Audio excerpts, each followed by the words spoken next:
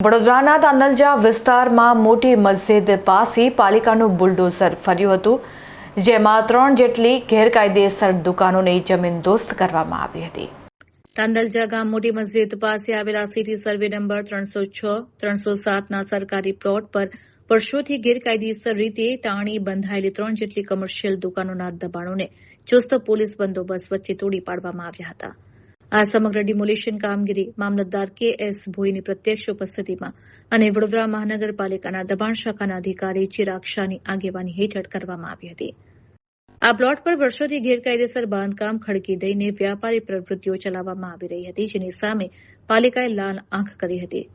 સ્થાનિક સૂત્રોના જણાવ્યા અનુસાર આ ગેરકાયદે દબાણોને કારણે વિસ્તારમાં ભારે ટ્રાફિકની સમસ્યા સર્જાતી હતી અને જાહેર માર્ગો સાંકડા થઈ ગયા હતા, જે અંગે પાલિકા તંત્રને અવારનવાર ફરિયાદો મળી રહી હતી।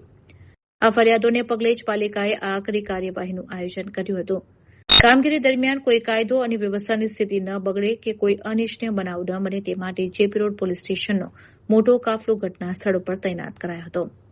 પાલિકાની ટીમે જેસીબી મશીનની મદદથી પાકા અને કાચા શેડ સહિતની તમામ 3 દુકાનોનું દબાણ સંપૂર્ણપણે દૂર કરી પ્લોટ ખુલ્લો કરાવ્યો હતો।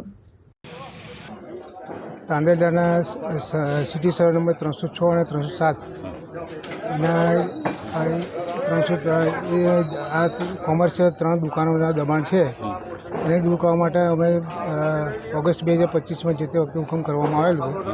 એની સામે દબાણદારો જે ગુજરાત મહેસૂલ પંચમાં મનાઈ હુકમ માટે અરજી કરેલી હતી, મનાઈ હુકમ એમને ત્યાં મળ્યો નથી અને ત્યાં ગુજરાત મહેસૂલ પંચમાંથી એમની મનાઈ હુકમ અંગેની અરજી નામંજૂર કરવામાં આવેલી છે અને એમાં જાન્યુઆરી 2026માં ઓર્ડર થયેલો છે।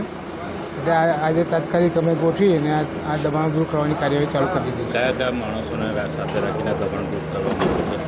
કોર્પોરેશનના દબાણ શાખાના અધિકારીઓ છે, MGVCLના કર્મચારી છે અને પોલીસ સ્ટેશનના કર્મચારીઓ છે, ફાયર બ્રિગેડ છે, બધા સાથે રાખીને કાર્યવાહી ચાલુ કરી।